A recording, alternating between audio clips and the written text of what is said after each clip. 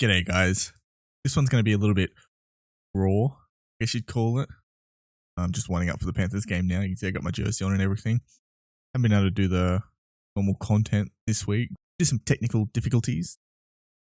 But I did want to give a shout out to Luke Brooks.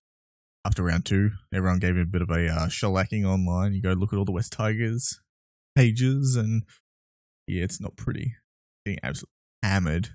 I'm pretty sure they'd be very happy if he was fired into the sun.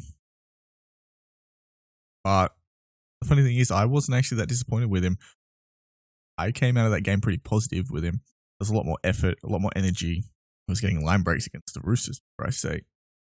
Obviously, the big one was those 3 kicks that he sent dead. But when it comes down to it, you can train that in comparison to, say, his teammate Joey Luluai, on the other hand, who was just putting in no effort. That's not something you can train. That's up to the player, whether he's going to put it or not for his teammates. But everything Luke Brooks did was perfectly fine. Especially his running game. I've been saying, run the ball more, run the ball more, run the ball more. And he did that. Maybe I should be a coach. But it's exactly what you want. And those kicks are easy enough to train. You just get Maggie out at training and just be like, look, I want you to do 50 of these, 100 of these. Who cares how long it takes to get it right? You train it until you can't get it wrong. Just get him at training, running onto a ball, different areas of the 20-meter zone there. Getting him to run on at pace to the ball, little to passing balls, and have him place it into space within the try line. Surely a professional organisation can work that out at training. Other than that, the rest of his game was fine. Sure, defensively is a bit, how you going? But that's because he's so small. He's 20 kilos, wringing wet. When that one try scored against him, he put his body in front, got trampled, and BJ just stood there looking as he went past. Because he just had no care factor. BJ was that 1 weak link last week. Without him, that team probably goes on to at least be in it. I don't think they win it. The Roosters, after all. But cut the guy some slack. I honestly think this year we're going to see a much better Brooks. Benji said he should be at 5'8" because he's got the running game. Maybe he should. But there's nothing saying you can't have a dominant half be a run first half. He just has to remember what his dominant trait is. I think Peter Sterling spoke about it once, where you can use your running game to unlock your passing game. If he takes those extra couple of steps, as if he's going to run the ball, he's going to hold that defense up. They can't slide until he's either passed it or run, and then they can keep going on. So he can give Dewey and those outside men time. Roberts has space.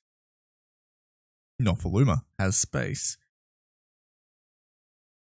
So yeah, I just think everyone's being a little bit harsh on him. Give it a couple more weeks, see what happens. I think he's going to be heaps better, and I think this week the Tigers are going to put in a performance that people don't see coming. Just how I see it. I think without BJ, they're going to be 10 times better. I don't think he should ever see the side again, honestly, after that. I got really angry watching him just watch teammate get trampled. The one unforgivable sin in team sport is not putting in for your mates. One thing to try and fail, like everyone else has been doing. Especially in that game, everyone was putting in 110% effort, including Brooks. But it's another thing entirely just to stand there and just care. That really made me angry. Half of the Tigers. Now, I haven't been able to do a round review or anything like that. But I will say a few things. Tonight's game with us and the Storm. Flip a coin. I have no idea what's going to happen. It's so hard to pick. It's not so much a grand final replay anymore as it is a grand final reenactment with different players. And then we're missing players, and I have no idea what the weather's doing. I'm on the Central Coast and it's storming here. Weather says it's supposed to be dry down in Penrith. It's chaos. Flip a coin, pick who you want. And as well this year, be careful on the Dragons, I will say. Knowing Anthony Griffin as a coach intimately, as he was coach of Penrith a little while ago. Dragons are going to play with effort every week. They might not win, but they're going to put in. I don't know how he does it. Whatever he says to them, he's good at getting teams mentally up for 80 minutes of football. I tipped them against the Cowboys. Look how that turned out. So they might not be the top teams, but those bottom of the ladder teams are going to have to be on their game.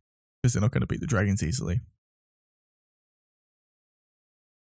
Anyway, I'll leave it there. Let me know what you guys think. I assume everybody's going to disagree with me about Brook, but honestly, I think with a little bit of patience and a little bit of effort off the field, put a few extras in, and I think he'll be good to go. Anyway, enjoy the footy, guys, and I'll catch you properly next week.